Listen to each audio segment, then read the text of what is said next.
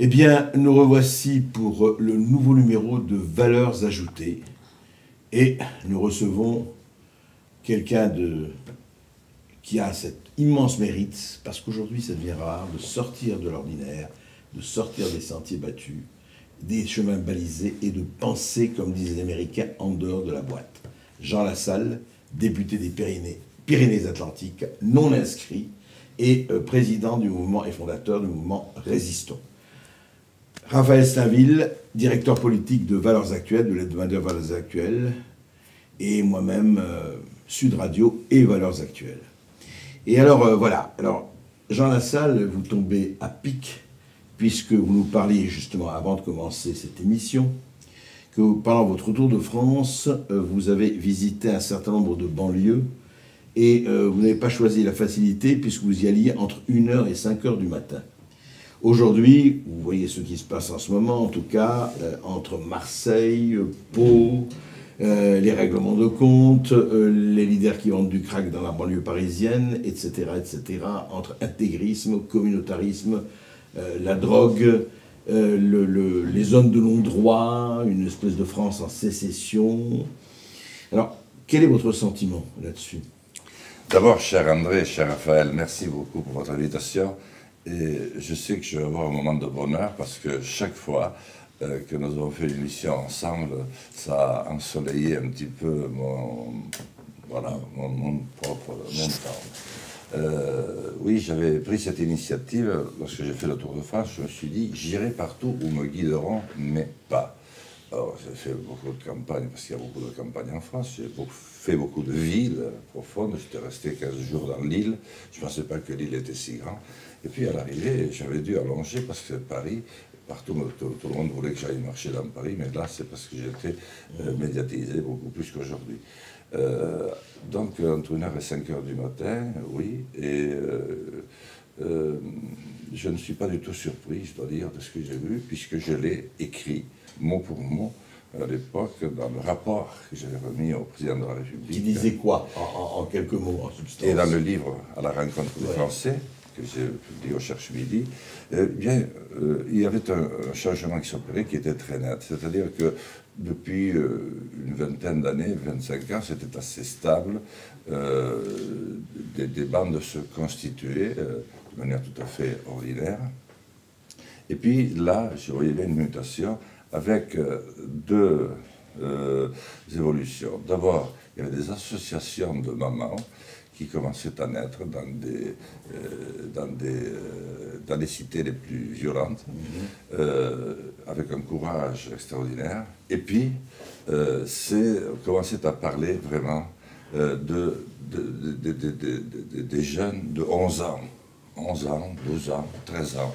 Et même les grands frères disaient que on leur demandait de les reprendre en main, mais ils n'y arrivaient pas, parce qu'eux-mêmes, donc il y a déjà 3 ans de cela, avaient perdu le contact. Mais ce n'est pas tellement étonnant, si on a première vue, mais lorsqu'on est on évolue dans un milieu où il n'y a plus de cadre, où il n'y a plus rien, ce qui a règle, pas de... plus rien. Mais tout le monde veut étonner un petit peu et s'affranchir le plus tôt possible, puisque tout est absolument possible dans cette affaire. Donc maintenant, nous sommes avec une génération qui très rapidement est prise en main, et c'était le grand souci des moments. Vous parleriez de zone de non-droit ou de zone d'un autre droit? C'est-à-dire que là, on a l'impression, ce que vous décrivez, c'est qu'il y a une sorte d'ensauvagement qui s'est accéléré. Mais est-ce que dans ces banlieues, dans ces cités que vous avez pu parcourir, ce n'est pas seulement des zones de non-droit, mais d'un autre droit avec l'émergence d'un communautarisme musulman, pour dire clairement les choses? Oui, il y a de ça, mais c'est encore plus compliqué que ça. C'est une nouvelle forme de jungle. Je ne sais pas, admettons que la civilisation tombe et que l'homme redémarre avec ses instincts animaux, premier. Donc ils s'organisent avec des bandes, certainement, dès le plus jeune âge, et avec la loi du plus fort. Le plus malin devient le chef de bande, puis ça se codifie très vite, mais d'une manière extrêmement violente. Retour à la préhistoire. Oui, Retour à la barbarie. Retour à l'animalité. C'est-à-dire, ils attaquent très fort la civilisation parce que tout ce qu'ils ont connu de la civilisation a constitué chez eux un rejet très, très, très violent, très entretenu d'ailleurs, et moi je l'avais dit en son temps, par des organisations impitoyables qui étaient déjà sur place. C'est pour ça que j'avais proposé la création d'une 4e arme qui était, après l'armée de terre, l'armée de l'air et la marine, l'arme contre la cybercriminalité, parce qu'on voyait bien que tout ça ne naissait pas tout à fait spontanément. Et qu'il y avait effectivement des milieux où c'était sciemment encouragé, parce que pour que ce soit aussi bien organisé, ça ne pouvait quand même pas devenir aussi bien organisé dans l'horreur. Alors, ce n'était pas ensuite l'ensemble de la cité qui fonctionnait. Il y avait d'autres secteurs qui fonctionnaient comme fonctionnent les autres cités, c'est-à-dire avec des bâtiments souvent rafraîchis, neufs. J'avais été assez impressionné, mais plus rien qui rapproche l'humain. Rien. Des murs, voilà, rien d'autre. Pas de piscine, pas de lieu de rassemblement, et pas surtout pas le moindre bistrot qu'il fallait. D'ailleurs, le dernier bistrot vous avertit toujours, n'allez pas plus loin, monsieur le député, là, ça maintenant ça craint. Vraiment, on n'allait pas plus loin. Alors, j'ai trouvé de temps en temps un lieu hyper moderne, mais très déshumanisé, où on peut se servir. Alors, il n'y a rien, mais il y a des bouteilles de bière, d'eau, mais même pas de serveur, ou qui servent un petit peu. C'est très curieux, de bistrot, mais inanimé, inhabité. Et ça, assez curieusement, c'était quand même respecté. Bon, il y avait une jolie pagaille, mais c'était assez respecté. Depuis 40 ans, les politiques de la ville qui se sont succédés ont injecté des millions pour justement ces banlieues. Des milliards. Des milliards, presque en pure perte. Vous, quel est à partir de ce diagnostic que vous faites, quelles sont vos préconisations? Hier, le président de la République a renoncé à suivre les préconisations de Jean-Louis Bordeaux et d'injecter à nouveau 48 milliards pour les banlieues. L'argent ne semble pas régler ce problème. Qu'est-ce qu'il faudrait pour que les choses changent dans ces territoires perdus de la République? Le mal est tellement profond que j'ai proposé lors des dernières présidentielles, personne ne m'a entendu, enfin, je n'ai pas pu le dire, mais si on veut une mesure qui recrée non seulement, qui donne du sens à la banlieue, qui donne du sens à la ville, aux campagnes, c'est de se retrouver, l'homme qui retrouve l'homme. Et moi je pense qu'il faut un service civique, mais pas de mois, ça ne veut rien dire. Ça va être une cohue qui va coûter très cher et qui n'a rien apporté. Mais 10 mois. Et pour ne pas couper 2 années, on partirait, si vous voulez, le 10 septembre et on arrête le 10 juin. Vous voyez, on fait 10 mois. Et pendant ces 10 mois, mais alors personne n'y échappe. On fait ces 10 mois, durant lesquels on peut passer tous ces permis de conduire, avec un accord avec les auto-écoles, enfin de façon à ne pas détruire l'économie. Hein. On peut aussi choisir entre le civil et le militaire, ceux qui veulent apprendre davantage, qui veulent apprendre un petit peu, ou qui veulent tout simplement apprendre à se défendre, qui peuvent le faire, aller à l'étranger, s'impliquer puissamment dans des secteurs, parce qu'il y aura un petit peu tous les niveaux. Et à l'issue de ces 10 mois, 2 éléments importants. Les 2 premières annuités de retraite versées, c'est-à-dire c'est une année qui compterait double. C'est les 2 plus difficiles à accrocher. Voilà. Et ensuite, on se sépare avec les mails et les 06 de tous ceux qui vous ont accompagné. Je vous assure que c'est la seule manière pour recréer assez rapidement de nouveau des habitudes. Alors je ne rentre pas dans les détails, c'est un petit peu plus difficile, sauf que ça coûtait très cher, ça coûtait 10 milliards. Mais c'est à ce prix-là où sinon, vous voyez très bien où cela nous conduit, et ça sera beaucoup plus cher dans des rivières de sang. Et ce qu'il faut faire, à mon avis, dans l'immédiat, c'est d'abord peut-être cesser d'en parler, et puis il faut regagner progressivement ce terrain. Oui. Parce qu'en discutant, moi je peux vous dire, j'ai discuté avec des sévères, hein, avec des durs, mais qui en veulent à la civilisation. Et moi j'avais dit, attention, il y a un grave, je ne pouvais pas quand même voir, je ne pouvais pas savoir de quelle manière, mais on voyait bien que des jeunes gens en voulaient à la civilisation, et particulièrement à la France, mais à d'autres pays aussi. Et ils voulaient tuer. Donc, il faut remettre ce que la civilisation met en place, lorsqu'elle veut reprendre le dessus, bien, il faut remettre des policiers, il faut remettre des gendarmes, il faut remettre des animateurs adaptés, et j'avais lancé une association qui existe toujours, que je pourrais présenter.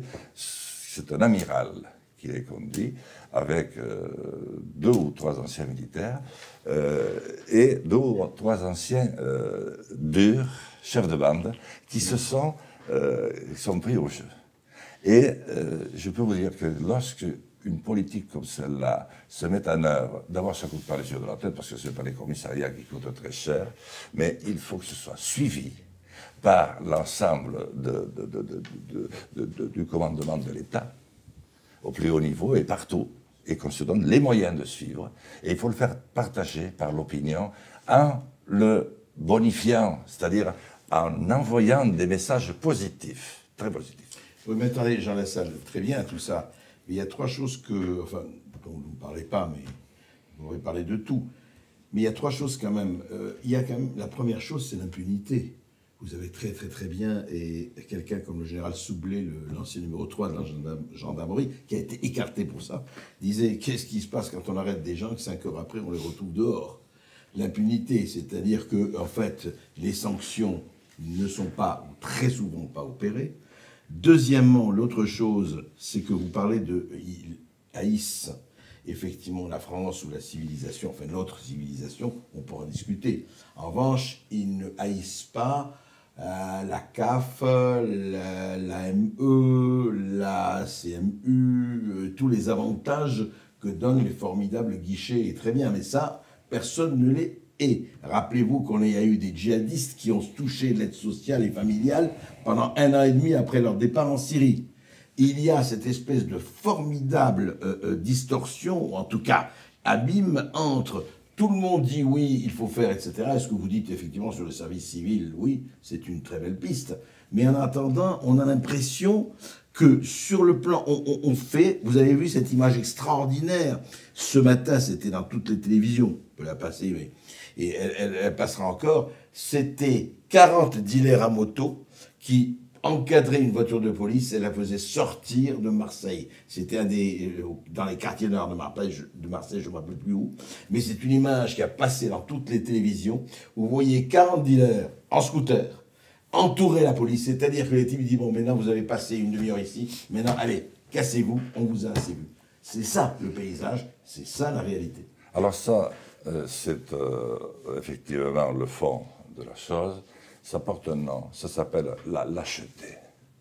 Et nous vivons une époque où le politique que je représente, et malheureusement, et ça a été souvent le cas dans l'histoire, dans les moments où le ciel se fait plan, où on sort de l'ordinaire d'une démocratie, le politique et toutes les élites deviennent d'une lâcheté crasse.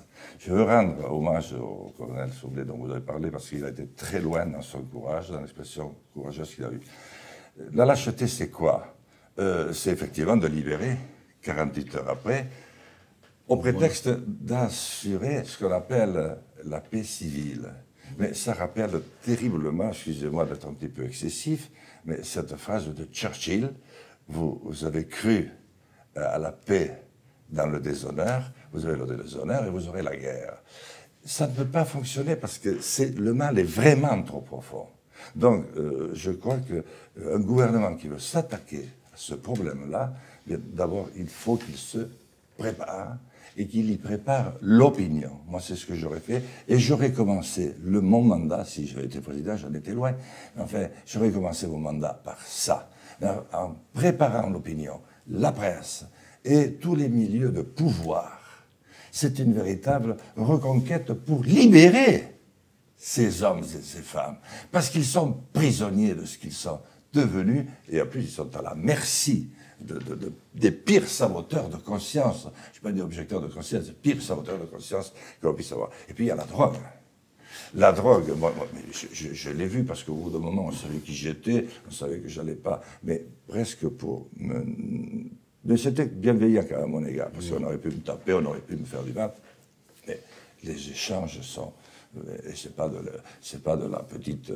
Vous avez offert quelques doses oui, on m'en a offert. Bon, j'ai fumé quelques cigarettes. Je me suis contenté en disant que j'étais un vieillard sans défense, une petite cigarette, ça pouvait me suivre. Mais j'étais déjà content de me faire fumer une cigarette, voilà. Mais il faut accepter un petit peu, parce que sinon vous ne pouvez pas, vous êtes seul. Donc c'est quand même de la drogue, avec les moyens considérables que ça ouvre. Et à partir de ce moment-là, c'est la possibilité de créer très rapidement une ramification de mafia, qui recevra alors des directives de milieux autorisés, comme aurait dit Coluche, c'est-à-dire font appel à des milieux où on s'est bien structuré. Alors, maintenant, vous avez, appelons les choses par leur nom, les salafistes, qui font l'ensemble de la boucle. Ils ont à la fois, enfin, ils ont tous les ingrédients, et ils font en sorte qu'effectivement, une forme d'insurrection extrêmement violente s'organise pour que rien ne soit possible. Alors moi je dis qu'il n'est pas impossible de lutter contre la prohibition, de lutter contre la drogue, d'autres l'ont fait, mais il faut s'en donner les moyens, et il faut le faire. Et ce n'est pas en faisant de la figuration tous les jours, c'est en disant d'une manière ferme, je le fais. Et dans le même temps, en même temps, comme dirait le président, tout le monde à l'école. Moi, je me moque de savoir si celui qui va aller dans l'école de la République, il est gaulois depuis Jésus-Christ, ou s'il est arrivé la nuit comme nuitamment. Mais il va parler français, puisqu'il est dans une école de la République. Et ensuite, il faut lui enseigner d'abord à lire, compter, écrire. Les moniteurs d'auto-école, qui sont aujourd'hui les seuls à être en relation avec eux et qui souffrent mille maux. Personne ne pense à un moniteur d'auto-école. Je peux vous dire qu'ils peuvent vous en dire long, moniteur d'auto-école. J'en ai rencontré plusieurs. Ils ont tellement de haine que le moniteur d'auto-école ne peut pas ouvrir le bouquin d'auto-école. Le manuel. Oui, parce qu'ils lui arrachent. Ils arrachent les feuilles, ils veulent tellement. Ils acceptent quelques photos, mais ils voient le train qui arrive au passage à niveau et ils disent c'est dommage que le train n'écrase pas. Voilà, c'est vous dire. Donc, il faut scolariser, apprendre le français, apprendre à se servir d'Internet. Internet est un terrible, comment je dirais, objet de massification de tous les pires coups dans cette affaire-là. Donc il faut le contrôler, et ça, à mon avis, ce n'est vraiment pas difficile. Nous avons pris, Dieu merci, assez de mesures pour protéger le territoire, pour pouvoir faire ça, mais il faut avoir les moyens. C'est pour ça que je dis, ça ne peut être à ce stade-là que du niveau de l'armée avec la 4e arme, celle qui permet de lutter contre la cybercriminalité. Et à partir de ce moment-là, les effets de l'école vont porter leurs fruits. Et on apprend des langues. À 4 ou 5 ans, moi j'ai pu en apprendre 3, vous imaginez, pourtant je n'étais pas futé. Et j'ai fait français, 3e langue, ce qui me vaut cet accent. Mais on apprend l'anglais, on apprend l'arabe. Mais on le fait dans un cadre donné. Et si on tient bon sur le plan qu'on s'est donné, c'est-à-dire reconquérir non seulement le territoire, mais aussi commencer à reconquérir les cœurs. Et vous verriez ce que fait cette association, qui change la vie. C'est-à-dire, elle fait ce que font les djihadistes. Celle qui est placée, dont le nom ne me revient pas depuis que... c'est Cap Jeunesse. Cap Jeunesse, eh bien, reprend, mais cette comparaison n'est pas raison, mais totalement à l'envers ce que font les djihadistes. C'est-à-dire, ils prennent des jeunes et les entraînent, et Cap Jeunesse les prend, mais pour les remettre, si je puis dire, dans une humanité civilisée. Jean Lassalle, si vous permettez, les Français vous connaissent et n'ont pas attendu la présidentielle pour vous découvrir, mais le fait est que vous avez beaucoup évolué dans votre parcours politique. On vous a connu à l'UDF, puis après au MoDem, puis après en sécession du MoDem. Aujourd'hui, où êtes-vous dans le paysage politique un peu compliqué et qui est en train de se remodeler de la droite et du centre? Je dirais que je suis enfin à ma place. Il m'a fallu du temps pour la trouver, mais quand vous rentrez en politique, comme j'y suis rentré très jeune, à l'âge de 21 ans, que vous êtes encore berger, vous y rentrez et disons que la communauté dans laquelle vous êtes élu, à l'époque c'était la Vallée d'Aspe, dont j'étais conseiller général des années, c'était un milieu très dur, milieu de montagnard avec encore des codes, un savoir-être très politisé. Mais en même temps, l'exemple de mes pères, de mes oncles, a fait que j'étais déchiré. J'étais déchiré parce que j'avais une enfance très malheureuse à l'extérieur, parce que j'attrapais jamais le ballon quand j'allais au centre-ville, dans mon immense cité de 160 habitants, à chercher la bouteille de grâce. On est toujours sur le nez, il a été fracturé je ne sais combien de fois. Mais ça m'a poursuivi toute la jeunesse. Et j'étais magnifiquement heureux dans une famille qui serait aujourd'hui au seuil de pauvreté.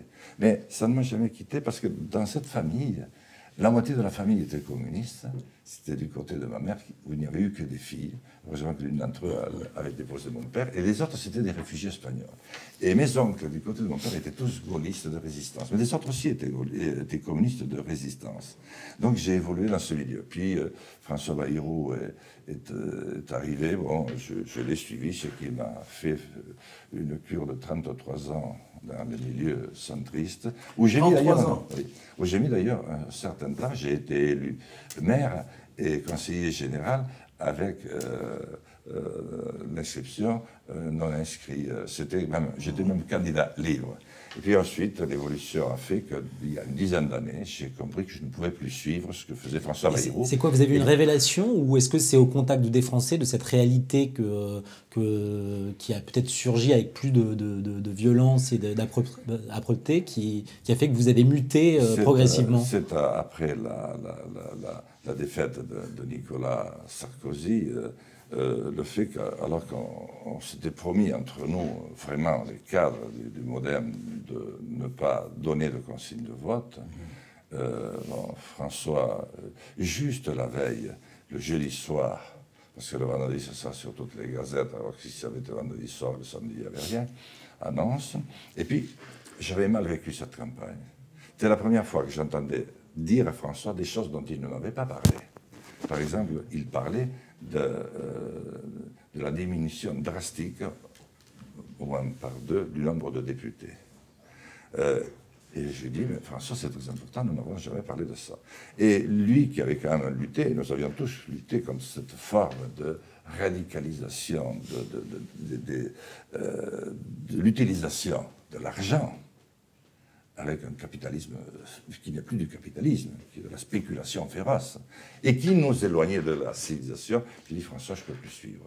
Et c'est à partir de ce moment-là, j'ai fait le tour de France, j'ai voulu voir, effectivement, et je me suis senti progressivement très libre. Seulement, la liberté est hors de prix. D'ailleurs, elle n'a pas de prix. Et je le paye très cher. C'est-à-dire que la moindre rumeur est amplifiée, il n'y a personne pour me défendre. Et je me sens perpétuellement traqué. Je suis une belle traquée, mais libre.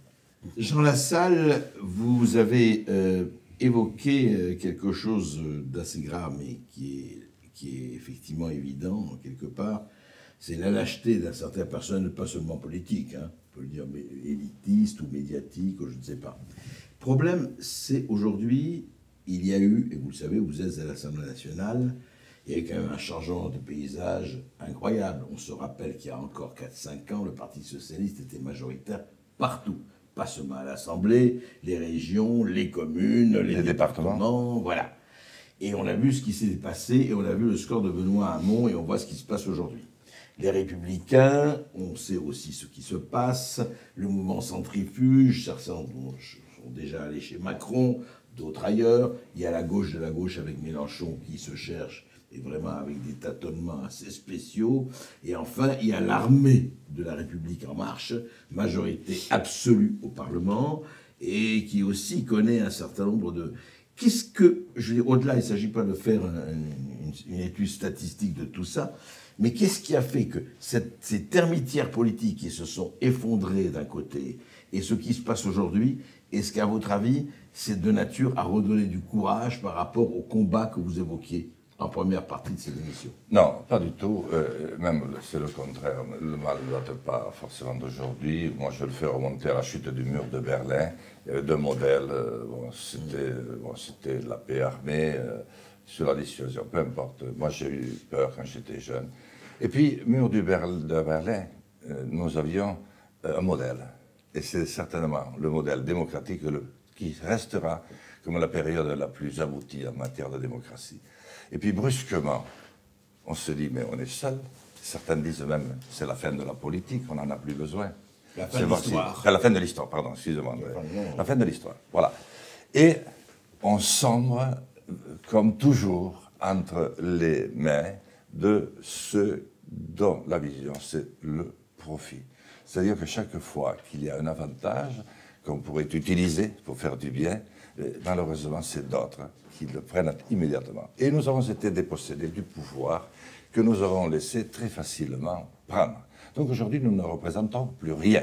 C'est-à-dire les élites, telles que vous les définissiez, l'ensemble, la haute administration, responsabilité écrasante, responsabilité écrasante, parce qu'elle encadrait quand même l'État, la grande presse. Bon, elle est entièrement entre les mains du CAC 40 et même d'intérêts étrangers qui ne sont pas toujours très favorables à la France. Ce qui est resté télévision publique est en plus sous l'emprise du gouvernement. C'est-à-dire que vous n'avez pas l'ombre d'une chance d'y ajuster une parole si vous n'êtes pas en harmonie totale. Voilà, donc nous avons fait, comme toujours, laisser pousser, ce qui pousse très facilement, la lâcheté. Et nous disons une chose et nous en faisons une autre. Nous jurons au mois de mai, nous nous parjurons au mois de juin. Les deux derniers présidents l'ont démontré d'une manière absolument exceptionnelle. Donc à partir de là, il n'y a plus rien qui tient. Donc nous n'avons pas de pouvoir et ensuite nous acquiesçons sur tout. Et comme il n'y a plus de commandement, eh bien c'est devenu là aussi la jungle à tous les niveaux de l'État. Moi, je me demande à quoi sert le Conseil constitutionnel. Est-ce que le Conseil d'État a encore une place? Vous voyez, je pense. Et moi, j'avais proposé une reconstitution immédiate. C'était à faire aussi dans la première année. Reconstitution d'un État adapté à notre époque. Plus léger, mais plus efficace. Vous ne renoncez pas au combat, en tout cas justement contre ces puissances, la technocratie, les puissances d'argent. Est-ce que c'est pour cela que vous êtes demain, en 2019, candidat aux européennes et quel sens vous voulez donner à cette candidature Je ne renonce pas et c'est précisément pour ça que je suis candidat à cette élection. C'est une élection curieuse. Où les Français, moi je pensais au début qu'il n'y avait que les Français qui allaient voter en reculant. Parce que pour arriver quand même à des taux d'abstention de plus de 60%, ce qui a été encore le cas la dernière fois, dans un pays qui est autant la politique que la France. Nous respirons la politique. Bon, bref. Et il faut le faire. Mais j'avais vu, et si j'avais eu les moyens à l'époque de dire ce que j'avais vu, j'avais visité 15 pays à la veille, pendant la campagne des derniers eurodéputés, mais j'aurais pu dire que c'était dans tous les pays pareil, Allemagne y compris, Danemark y compris, c'était partout pareil. Pourquoi? Parce que dans tous les pays européens, l'opinion publique ne nous suit plus du tout. On croit que c'est qu'en France. Et pourquoi? Mais parce qu'ils ont le sentiment qu'ils ont des gouvernements qui ne servent plus strictement à rien, qui sont inféodés. Jusqu'à maintenant, on pensait Bruxelles. Maintenant, on pense plus loin, c'est mondial, mais c'est invisible, c'est difficile à cerner, mais en tout cas, c'est plus l'homme.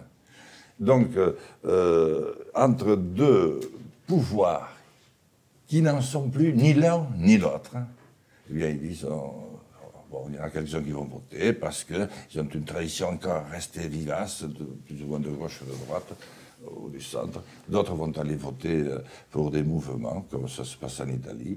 Je pense que ça sera ce coup-ci un raz-de-marée raz-de-marée des 10 populistes pour vous. Voilà, des 10 Est-ce que ce populistes. sera ça? Et là, nous avons une très grande part de responsabilité, tous. Ça fait partie de notre lâcheté. Pour ne pas rentrer avec le peuple dans les vrais débats de notre temps. D'où vient la dette? Pourquoi sommes-nous tenus de cette manière-là? Comment avons-nous eu le courage de construire l'Europe, d'aller si loin, sans des grands peuples tels que la France, l'Italie, la Rome antique, l'Espagne antique, sans expliquer? C'était bien parti, c'était un rêve, mais à partir du moment où vous le faites sans le peuple et que vous continuez à ne rien lui expliquer, eh bien vous avez la coupure à laquelle vous faisiez allusion, et c'est celle-là contre laquelle je veux lutter. Le problème, c'est que dès que vous défendez ce type d'idée, rouvrir le débat, ouvrir le débat, c'est pas quand même violent. Au contraire, ça devrait nous enthousiasmer. Eh bien, vous êtes immédiatement radicalisé, vous êtes immédiatement fond nationalisé, vous êtes extrémisé, vous êtes lassalisé. C'est-à-dire que vous ne servez à rien, et en plus, vous pouvez être dangereux, et vous pouvez même vous attaquer aux femmes, et vous êtes un ivrogne notoire, enfin, vous avez des officines qui se chargent de vous détruire. C'est ce qui m'arrive. Je ne fais pas une télé, je ne fais pas une radio. Et pourtant, lorsque je fais un enregistrement sur mon modeste, je n'en fais pas une seule qui ne fasse pas 100 000 vues. Voilà. Donc, c'est pour mener ce combat, et je pense qu'il faut le mener, je vais le mener sous deux angles, qui, me semble-t-il, sont la préoccupation majeure de notre temps. L'une, c'est le territoire, abandonné de tous. Que ce soit le territoire immense de nos campagnes, où on a tout enlevé. Et pour être sûr qu'il n'y resterait plus rien, même les maires, maintenant, on enlève. Pourtant, le départ de l'instituteur, de l'accoucheur, de l'hôpital, et même du curé, là, le dernier n'était pas pour grand-chose, mais enfin, tout le monde avait fichu le camp. Maintenant, le maire. Eh bien, créer une situation où nous allons retrouver, dans moins de la décennie, si nous y arrivons de manière à peu près pacifique, les bandits des grands chemins. Pourquoi? Parce qu'ils n'auront rien à manger, et le soir, ils sortiront en tremblant, et puis ils feront régner la terreur. Nous en sommes à deux doigts, c'est-à-dire que c'est une vie sauvage qui, à l'instar de ce qui se passe dans les banlieues, va se produire. Donc je veux des territoires d'un côté. des territoires. Il y a la Et ensuite, rivalité. il faut bien dire quand même, mais je fais comment? Comment je paye? Parce qu'il faut quand même payer.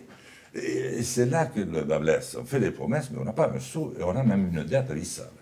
Donc, moi, je veux rouvrir le débat sur la dette. Et justement, l'élection européenne a du sens pour voir, pour observer finement ce que nous devons, et peut-être ce que nous ne devons pas. Il y a beaucoup, à mon avis, que nous ne devons pas. Et ensuite, voir cette organisation qui ne fonctionne pas parce qu'elle ne peut pas fonctionner. Et je pense que je vais reprendre, excusez-moi, mon manque d'humilité, mais avec les coups que je prends, j'ai des chevilles qui se sont fortifiées. Je veux reprendre l'action du général de Gaulle, mais actualisée 70 ans après, parce qu'il n'y avait pas l'émergence de la Chine, même si Péréphyte l'écrivait, ou de l'Inde, des grandes puissances. Je pense qu'il faut retrouver la France. Parce que lorsque la France revient dans le fond, elle éclaire bien au-delà de ses frontières. Elle va rééclairer ses frères européens. Et elle va éclairer le monde parce que c'est le seul pays qui ait conquis une dimension universaliste. Le général de Gaulle, qui évoquait Jean Lassalle, disait un jour, écrivait un jour, « Vers l'Orient compliqué, je m'envolais avec des idées simples. » Eh bien, il apparaît que Jean Lassalle, dans une France de plus en plus compliquée et complexe, essaye de nous envoler avec des idées simples. Espérons qu'il réussisse. Non, juste une petite dernière chose, Jean Lassalle. Quand vous parlez des populistes, est-ce que vous qualifiez vous-même comme un candidat populiste, ou est-ce que ce mot vous effraie, vous fait peur, et vous avez peur d'une réduction ad lupénum du débat dès lors que l'on vous qualifierait dans ce camp-là? D'abord, merci à vous deux, André, cher Raphaël. Non, je n'ai pas peur de...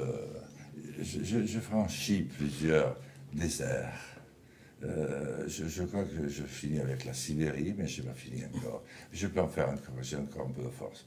Non, le fait d'être voué aux gémonies et d'apparaître comme un dangereux nationaliste, enfin comment vous dites, Populiste. Populiste, bon, ne me fait plus peur parce que je ne le suis pas. Rien à moi n'est cela. J'ai suffisamment, j'ai très peu de connaissances, mais j'en ai un petit peu pour savoir d'où nous venons. Je sais dans quel marécage nous nous trouvons aujourd'hui. Et j'ai une idée flamboyante du formidable futur que nous pouvons avoir si nous nous reprenons en main. Et je dois formidablement participer à cette bataille optimiste. Parce que sinon, c'est les rivières de sang que nous avons connues. Parce que, disons-le clairement, nous sommes dans l'avant-guerre, ou dans l'avant-révolution, ou peut-être les deux. Mais dans un schéma qu'on n'a jamais vu à ce jour. Et bon, moi, je préfère le rayon d'espoir, le printemps et le soleil. Je rappelle quand même pour les téléspectateurs de la France Libre que Les Rivières de sang a été le titre du discours d'Enoch Powell, député anglais en 1968, donc il y a exactement 50 ans, où il prévenait, il était conservateur et pas du tout réactionnaire, et il disait que si on ne fait pas attention au contrôle de l'immigration, des rivières de sang couleront. Ah oui, je ne savais pas.